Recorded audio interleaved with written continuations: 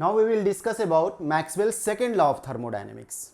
हम लोग first law of thermodynamics देख चुके थे मैक्सवेल का, ठीक है। अब हम लोग जो है second law of thermodynamics Maxwell का हम लोग डिराइव करेंगे, ठीक है। देखिए मैक्सवेल का इक्वेशन थर्मोडायनेमिक्स में काफ़ी इंपॉर्टेंट एक्चुअली रहा करता है। आगे चल करके आप जैसे क्लॉसियस क्लैपेरॉन इक्वेशन पढ़िएगा, जूल थॉमसन एक्सपेरिमेंट पढ़िएगा और उसका इफेक्ट पढ़िएगा, जिसमें जूल थॉमसन कोफिशिएंट के बारे में पढ़िएगा, जिसमें हीटिंग इफेक्ट जो है प्रेशर के रिस्पेक्ट में जो है टेम्परेचर कैसे चेंज करा करता है इसके बारे में जानकारी मिलेगा। किस कंडीशन में कूलिंग इफेक्ट होंगे, किस कंडीशन में थर्मल इक्विलिब्रियम मेंटेन रहेगा, किस कंडीशन में हीटिंग इफेक्ट हुआ करेंगे, ये सब जानकारियां जो जूल थॉमसन एक्सपेरिमेंट में और इफेक्ट में जो हम लोग पढ़ेंगे, जो कि एक तरह से देखेंगे तो मैक्सवेल्स लॉ ऑफ थर्मोडायनेमिक्स का एप्लीकेशन रहा करता है। तो मैक्सवेल्स लॉ ऑफ थर्मोडायनेमिक्स का भी वास्ट एप्लीकेशन रहा करता है। या तो आप थर्मोडायनेमिक पोटेंशियल वगैरह पढ़िएगा तो उसमें भी हम लोग जो है कई सारी जानकारियां जो है Maxwell second law of thermodynamics से, या आप और भी फर्दर जो भी आपका लॉ है, first law, second law, third law, fourth law, इससे हम लोग जो है डिराइव करा करेंगे। फिर आगे चल करके फेज ट्रांजिशन के बारे में जैसे पढ़िएगा तो उस फेज ट्रांजिशन में भी जो है मैक्सवेल्स लॉ ऑफ थर्मोडायनेमिक्स का काफी इंपॉर्टेंट रोल रहा करता है। तो मैक्सवेल्स लॉ का जो है काफी ज्यादा इंपॉर्टेंट एक्चुअली रोल है, ठीक है, जो कि हम लोग थर्मोडायनेमिक्स में या थर्मोडायनेमिकल फेनोमेनन को स्टडी करने में मदद मिलता है। और खास बात ये रहता है कि जो भी मैक्सवेल्स के इक्वेशंस रहा करते हैं नॉर्मली वो कैलकुलस के फॉर्म में रहते हैं और काफी पावरफुल इक्वेशन रहा करते हैं, ठीक है। आप ऐसा बोल सकते हैं कि मैक्सवेल जो एक तरह से थ्योरेटिकल फिजिक्स के, या आप बोल सकते हैं कि जो डेरिवेशन बेस्ड आपका फिजिक्स रहा करते हैं उसके मास्टरपीस जो एक तरह से फिजिसिस्ट हुए इस अर्थ पे, जो कि कई सारे इक्वेशंस की मदद से जानकारियां दिया करते हैं। सही से देखिए तो इक्वेशन को देखने पर आपको आश्चर्य लग सकता है कि ये इक्वेशन जो है सिंपल एक अल्फाबेट के रूप में लिखा हुआ रहता है और कितना डीप बातों को जो है प्रकृति का जानकारी देता रहता है। बिना लैब गए हुए, बिना एक्सपेरिमेंट किए हुए जो है जानकारियां आप निकाल सकते हैं कि किसके चेंज होने की वजह से क्या प्रभाव पड़ने वाला है, या कई सारे इंफॉर्मेशन जो आप इक्वेशन से देखते हैं कि नॉर्मली जो आप प्रिडिक्ट कर सकते हैं, ठीक है। तो इक्वेशन एक बहुत पावरफुल एक्चुअली जो है समझिए तो आपको ये रहा करते हैं, रूल रहा करते हैं, जिससे हम लोग प्रकृति के अंदर झांक पाते हैं। एक तो एक्सपेरिमेंट तरीके रहते हैं और बाकी जो है जैसे फिजिक्स में आपको इक्वेशंस वगैरह रहा करते हैं, ठीक है। इक्वेशन से बहुत सारी चीज़ों को हम लोग जानकारी आपको ध्यान में होगा या आप आगे पढ़िएगा मैक्सवेल्स लॉ के ही आधार पर जो इलेक्ट्रोमैग्नेटिज्म में लाइट का वेलोसिटी एक्चुअली बिना किसी एक्सपेरिमेंट किए हुए आप कैलकुलेट कर सकते हैं, जबकि लाइट का वेलोसिटी काफ़ी ज़्यादा हुआ करता है, ठीक है। तो मैक्सवेल्स का कई ज़्यादा योगदान एक्चुअली है, वो खास करके आप बोल सकते हैं थ्योरेटिकल फिजिक्स जो कि डेरिवेशन बेस्ड आपको रहा करते हैं, ठीक है। तो वैसे ही जिक्र के यही मैक्सवेल है, आपको पहले भी इनसे जो है परिचय करवाए थे, ठीक है। तो हम लोग जो है चलते हैं Maxwell second law of thermodynamics को डेराइव करने के लिए। तो जो भी हम लोग लॉ को डेराइव कर रहे हैं, चाहे वो मैक्सवेल फर्स्ट लॉ हो या सेकंड लॉ हो या थर्ड लॉ होगा या फोर्थ लॉ होगा, उन सभी में जो है हम लोग Maxwell's general form of thermodynamics का प्रयोग करा करेंगे। तो उसको कैसे लिखते हैं हम आपको पहले भी बताए थे, आज भी रिपीट कर दे रहे हैं और आगे भी रिपीट कर देंगे, ताकि आपके दिमाग में पूरी तरह से परमानेंट रूप से जो है छप जाए एक्चुअली जो, ठीक है। तो कैसे हम लोग मैक्सवेल जनरल फॉर्म को इस्तेमाल किए थे वैसे ही करके जो है हम लोग अभी फिलहाल में हम लोग Maxwell second law of thermodynamics को लाएंगे, ठीक है। तो हम लोग करेंगे क्या, इसका जो स्टेप रहा करेगा, ठीक है, इसके जो स्टेप्स रहा करेंगे, इसमें हम लोग करेंगे क्या करेंगे, हम लोग जो है यूज करेंगे Maxwell general form of thermodynamics, Maxwell's general form of thermodynamics, general form of thermodynamics, short में जनरल, शॉर्ट में थर्मो लिख चुके हैं, थर्मोडायनेमिक्स इसका मतलब है, ठीक है। फिर हम लोग यूज करेंगे, एक्स के जगह पे हम लोग वैल्यू रखेंगे क्या रखेंगे, एक्स के जगह पे हम लोग टी रखेंगे और वाई के जगह पे हम लोग वी रखा करेंगे, ठीक है। तो ये हम लोग का जो हुआ, उसके बाद हम लोग जो है सॉल्व करेंगे, ठीक है। सॉल्व करेंगे, आपको पार्शियल डेरिवेटिव के रूप में इक्वेशंस आएंगे जो कि हम लोग का Maxwell second law of thermodynamics रहेंगे, ठीक है। बाकी ये पेयर कैसे ध्यान में रखते हैं बताया गया था आपको जो है, जैसे आप ये वाला टर्म को ध्यान में रखते हैं एस टी वी पी, जो कि आप ऐसे ही एक वेग टाइप का टर्म स्टोव पे करके आप दिमाग पे रख सकते हैं, ठीक है, जिसका कोई स्टोव वगैरह से कोई लेना देना नहीं है, लेकिन बस दिमाग पर रखने के लिए इसका ऑर्डर को आप इस तरह से रख सकते हैं। वरना आप ध्यान में रखिए कि एस टी वी पी का जो इस तरह का पेयर, तो पहला वाला जो मिला था एस का वी से कॉम्बिनेशन किए थे, मतलब एस जो है एक्स माने थे और y के जगह पे हम लोग v माने थे। दूसरा जो कॉम्बिनेशन होगा वो t और v से लेंगे, मतलब जो दूसरा सेकंड लॉ ऑफ थर्मोडायनेमिक्स जो हम लोग कह रहा है वो x इक्वल टू टी और y इक्वल टू v, मतलब एक इससे और एक इससे हम लोग x और y पैरामीटर्स को जो है सेट करा करते हैं, ठीक है। इससे ऑर्डर ध्यान में आपको रहता है कि किसमें क्या पुट करना है, कि फर्स्ट आएगा, किसमें पुट करना है, कि सेकंड आएगा, किसमें थर्ड आएगा। तो देखिए इससे फर्स्ट आया था और इस तरह का जो है करिएगा तो इससे सेकंड आएगा एक्चुअली जो, ठीक है। तो जैसे मल्टीप्लीकेशन करते हैं ना वैसे टाइप का ऑर्डर ध्यान में रख सकते हैं।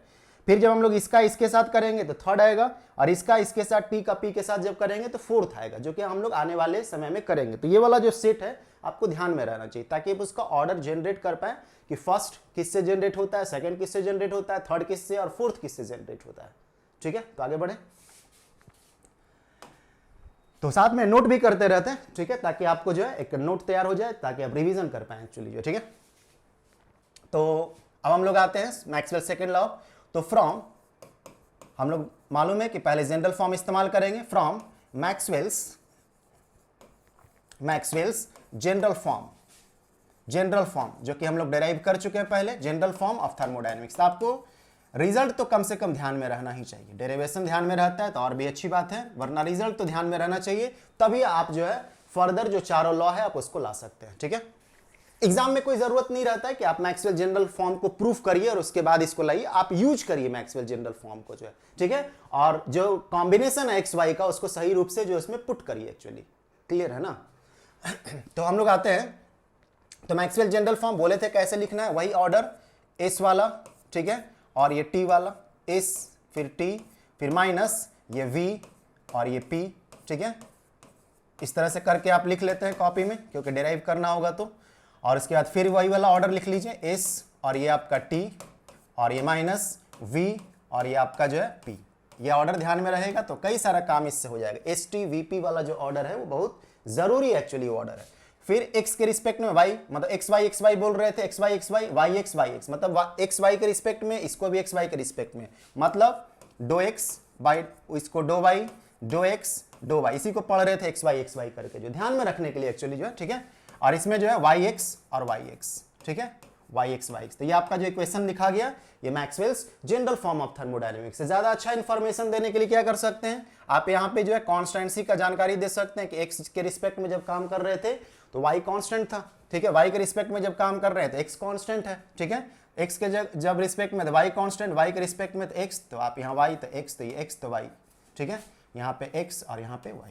ठीक है, और एक्स वाई क्या है, वो thermodynamical parameter selected from the entropy, temperature, volume and pressure. जैसे हमें आप लोग यहाँ पे सिलेक्ट कर रहे हैं, फर्स्ट वाले में क्या सिलेक्ट किए थे, x इजिकल टू एस और y इजिकल टू क्या किए थे, v। ठीक है, यहाँ पे सेकंड वाले में क्या करने वाले हैं, x इजिकल टू टी और y इजिकल टू क्या, उस वाले में मतलब v वाले में। ठीक है, v हम लोग लेंगे। ठीक, तो यूज या यूज से ज्यादा जो है आप लिखिए इसको पुट। ठीक है, इसको पुट, क्या पुट करेंगे, पुट x इजिकल टू आपका जो है t और y इजिकल टू v, जैसा पीछे बताए थे एक्चुअली। ठीक है, तो x इजिकल टू t और y is equal to p, just अभी हम लोग काम किए थे और बोले भी थे कि ऑर्डर ध्यान में रखिएगा, तो उससे आपका जो है वो लिखा जाएगा। ठीक है, ये भी इक्वेशन लिखा जाएगा और ये भी लिख सकते हैं, t और v को हम लोग सेलेक्ट किए x और y की जगह पे।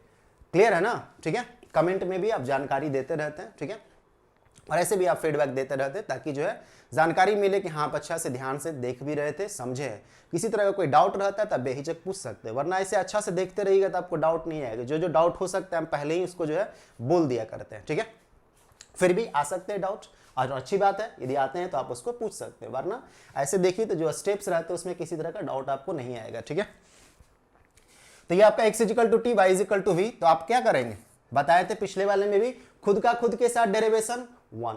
ठीक है, खुद का खुद के साथ डेरिवेटिव रहेगा 1, खुद का दूसरे के साथ रहेगा तो 0। कहने का मतलब क्या है कि जब आप इसको करिएगा d t by dough x, तो d t by dough x का मतलब क्या, d t by dough t, खुद का खुद के साथ डेरिवेटिव 1, खुद का दूसरे के साथ, जैसे आपका do t by do y कर दीजिएगा, तो उस समय तो वो कांस्टेंट था ना, इसलिए कांस्टेंसी के टर्म में जो है वो 0 कर लेगा, खुद का दूसरे के साथ 0। ठीक है, dough t by do v 0 आएगा आपको जो। ठीक है, फिर इसमें वहां जो आप करिएगा डो वी का जो है खुद का खुद के साथ, मतलब आप जो है y के रिस्पेक्ट में करिएगा, तो do v by do v, तो खुद के साथ 1, खुद का दूसरे के साथ। ठीक है, डो वी बाई ये आपका जो है क्या, ये डो टी, जो कि आप x रखिएगा, तो do v by dough t, उस दौरान में तो कांस्टेंट था टेम्परेचर के रिस्पेक्ट में, इसलिए 0 हो जाएगा वो। तो ऐसे ध्यान में रख सकते हैं, खुद का खुद के साथ डेरिवेटिव 1, खुद का दूसरे के साथ 0। ठीक है, और इसको पुट कर देंगे हम लोग मैक्सवेल जनरल फॉर्म में जो है, कहाँ पुट करेंगे, देखिए जहाँ पे d t by dough by है, dough t by dough by, तो d t by dough by की जगह पे क्या रखेंगे, जीरो, ये टर्म खत्म, ठीक है। जहां पे d v by dough x है, d v by dough x है, यहां पे जीरो, ये टर्म खत्म, ठीक है। इधर पुट होगा, do t by dough x के जगह पे 1 पुट होगा, और do v by dough by के जगह पे भी 1 पुट होगा, समझ में आ रहा है। और एक्स के जगह पे क्या पुट होगा, एक्स के जगह पे टी, और वाई के जगह पे वी। क्लियर है ना, ठीक है, आसान है। ऐसे आप बुक में देखिएगा तो बड़ा अजीब सा लगता है क्या क्या दे दिया है एक्चुअली जो, ठीक है। खास करके आप नया नया होकर के देखते तो और भी अजीब सा लगता है, क्योंकि आपको पहले तो लगता था कि थर्मोडायनेमिक्स तो फर्स्ट लॉ जैसे पढ़ते हैं, पहले वाला जो है zeroth law, first law, second law बड़ा आसानी से पढ़ लेते हैं, और ये अचानक देखिएगा तो पूरी तरह से ये जो है एक पार्शियल डेरिवेटिव के फॉर्म में रहता है। तो कुछ लोग शुरुआती दौर में इसका जो रूप देखते हैं उसी से जो है हड़क जाते हैं एक तरह से जो है, जबकि ऐसा नहीं है। आप बहुत अच्छी तरह से देखिएगा तो आपको और ज़्यादा ये अच्छा लगने लगेगा, ठीक है, और अच्छा से लगाव हो जाएगा। बहुत सिंपली रूप से एक्चुअली जो है डेराइव होता है, ठीक है। तो हम लोग आते हैं, तो इसमें हम लोग क्लियर हो चुके हैं क्या करने वाले हैं, इसमें पुट करने वाले हैं। तो पुट करिएगा तो इस इक्वेशन को थोड़ा बरकरार रखते हैं, दिख रहा होगा आपको भी, ठीक है। तो इसको बरकरार रखते हैं ताकि हम लोग उसको पुट कर पाए, ठीक है। इस वाले जगह पर रखेंगे तो आप कुछ भी रखिए, उससे क्या दिक्कत है, यहाँ तो जीरो हो जाएगा, लोग ना रख दे रहे हैं, ठीक है। Do s by dough x, x के जगह पे टी, आप ऐसा रखिएगा। और ये वाला term do t by do y, do t by do y, हम लोग का do t by do y क्या है, जीरो है। बगल में कौन है, उससे क्या मतलब, जीरो से मल्टीप्लाई हुआ, खत्म, ठीक है, जीरो हो जाएगा। जीरो एक तरह से मैथमेटिक्स का हीरो रहा करता है। आप बोल सकते हैं जब वो किसी के साथ मल्टीप्लाई होता है तो उस पूरे टर्म को ही खत्म कर देता है, डिवाइड होता है तो अनडिफाइंड कर देता है एक्चुअली जो है, ठीक है। तो ये आपका हो गया d b by dough x. तो d b by dough x का मतलब क्या हो गया, d b by dough x, d b by dough x का मतलब यहां पे खोजिए, ये जीरो। अब बगल में कोई भी है उससे क्या मतलब है, लेकिन लिख लेते हैं, ठीक है। डो पी बाई ये आपका जो है क्या है, डो वाई, मतलब डो भी, ठीक है। तो जीरो वाला टर्म हो गया, जीरो से मल्टीप्लाई दोनों टर्म हो गया, इसलिए do s by do y, y का मतलब वी, ठीक है, यहाँ पे जो है सेकेंड लॉ के दौरान। और उस समय जिस समय वी लिखे हुए हैं उसमें एक्स कांस्टेंट है, एक्स कांस्टेंट है मतलब टी कांस्टेंट है, ठीक है। Dough t by dough x, do t by dough x का मतलब 1, ठीक है।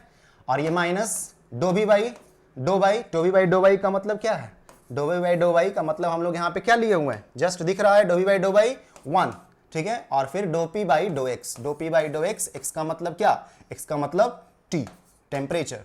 और इस समय कौन कांस्टेंट है, उस समय आपका जो है वॉल्यूम कांस्टेंट है, ठीक है।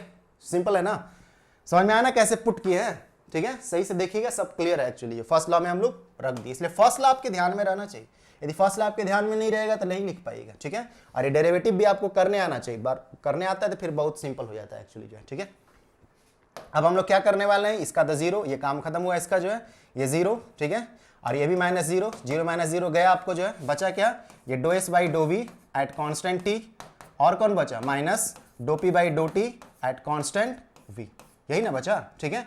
अब इसको आप ऊपर कर लीजिए, ऊपर कर लीजिए, मतलब इन से ताकि दिख पाए। अब इसको आप इधर कर लीजिए, ठीक है, इधर कर लीजिएगा तो ये क्या हो जाएगा, do s by do v, इसको आप मतलब इधर कर लीजिए तो आपका ये लिख सकते हैं इसको आप do s by do v, ठीक है, at constant t is equal to do p by dough t at constant v, ठीक है। किसी को लग रहा होगा कि तो इधर लाएंगे इसको तो माइनस में आना चाहिए था, ठीक है, सही लग रहा था आपको, इसको लाएगा तो माइनस माइनस कट जाएगा, ठीक है। या आप ऐसा समझिए इसको इधर लाए या फिर रिवर्स कर दी, ठीक है, इस तरह का इक्वेशन होगा, जैसा आप करना चाहिएगा कर सकते हैं, कंक्लूजन यही आएगा आपका जो, ठीक है। माइनस आप इधर लाएगा तो माइनस कटेगा ना, ठीक है। तो ये आपका जो है यही इक्वेशन जो है इसको Maxwell second law of thermodynamics बोलते हैं। ये जो आपको खूबसूरत सा जो इक्वेशन दिख रहा है इसको Maxwell's second law of thermodynamics बोलते हैं, सेकेंड लॉ ऑफ थर्मोडायनेमिक्स, ठीक है, सेकेंड लॉ ऑफ थर्मोडायनेमिक्स, ठीक है। ये जो इक्वेशन दिख रहा है ये आपको सेकेंड लॉ ऑफ थर्मोडायनेमिक्स पढ़ेंगे कैसे, बोले थे कि आप स्टेटमेंट याद नहीं रखना है, ठीक है। इस इक्वेशन को लाए ना, उसके बाद आप पढ़ सकते हैं, कैसे पढ़ेंगे ध्यान में होगा, पहले देखे होंगे तो फर्स्ट वाला में, ठीक है, नहीं तो नहीं देखे होंगे उसको देख लीजिए, या अभी इसको देख लीजिए फिर फर्स्ट वाला को देख लीजिए, ठीक है। इसको पढ़ेंगे, rate of change of entropy with respect to volume at constant temperature, rate of change of entropy with respect to volume at constant temperature is equal to rate of change of pressure with respect to temperature at constant volume, ठीक है। कैसे पढ़ेंगे, फिर से बोल दे रहे हैं, rate of change of entropy with respect to volume at constant temperature is equal to rate of change of pressure with respect to temperature at constant volume, ठीक है। किसी को ऐसे ही अचानक बोल दीजिएगा ना तो चक्कर आ जाएगा एक्चुअली, लगेगा क्या क्या बोल दिए एक्चुअली, कितना हाई फाई चीज बोल दी, लेकिन आप कोई हाई फाई चीज नहीं बोले, सिंपल यही क्वेश्चन एक्चुअली बोले, ठीक है। तो हम लोग लिखेंगे कैसे, इसका स्टेटमेंट हम लोग बोले ही थे कि यदि एग्जाम में आपको लिखना रहा तो शुरू में स्टेटमेंट याद नहीं रहेगा, याद करने का जरूरत भी नहीं है, कम से कम चीज़ों को याद करने का कोशिश करिए। इसीलिए तो आप साइंस लिए हैं, ज़्यादा दिमाग में जो है मेमोरी में फिट नहीं करते हैं चीज़ों को, इसीलिए तो साइंस नहीं है, वरना आर्ट्स आदमी ले लेता, रट्टा मारना की स्थिति रहता तो, ठीक है। कम से कम चीज़ों को याद रखने का वो कोशिश रखना रहता है, ज़्यादा से ज़्यादा आप चीज़ों को समझते हैं या मैथमेटिक्स के द्वारा उसको इंटरप्रेट कर लेते हैं, ठीक है। कहने का मतलब ये है। तो इसको लिखेंगे तो इसका स्टेटमेंट कैसे लिखा जाएगा, बोलिए साथ में जो है मन में। अब हम तो सुन नहीं रहे होंगे आप क्या बोल रहे होंगे, ठीक है। ऑनलाइन में यही तो है कि आप क्या कर रहे हैं, ठीक है, आपको कुछ पता ही नहीं, हमको कुछ पता ही नहीं रहता, ठीक है, कि आप कैसे बैठ के देख रहे हैं, सो के देख रहे हैं, क्या कर रहे हैं, देखते समय कुछ अता पता नहीं चलता है, ठीक है। उसके बाद इसमें हम लोग कैसे लिखेंगे स्टेटमेंट, तो ये जो है rate of change of entropy with respect to क्या, विथ रिस्पेक्ट टू वॉल्यूम किसका, गैस का, ठीक है। ऑफ गैस चाहिए लिख सकते हैं वरना छोड़ सकते हैं, ऐसे भी थर्मोडायनेमिक्स पढ़ रहे हैं, प्राय जो है गैस के साथ ही डीलिंग होता है एक्चुअली जो है, ठीक है, फिलहाल में जो, ठीक है। तो rate of change of entropy with respect to volume at constant temperature,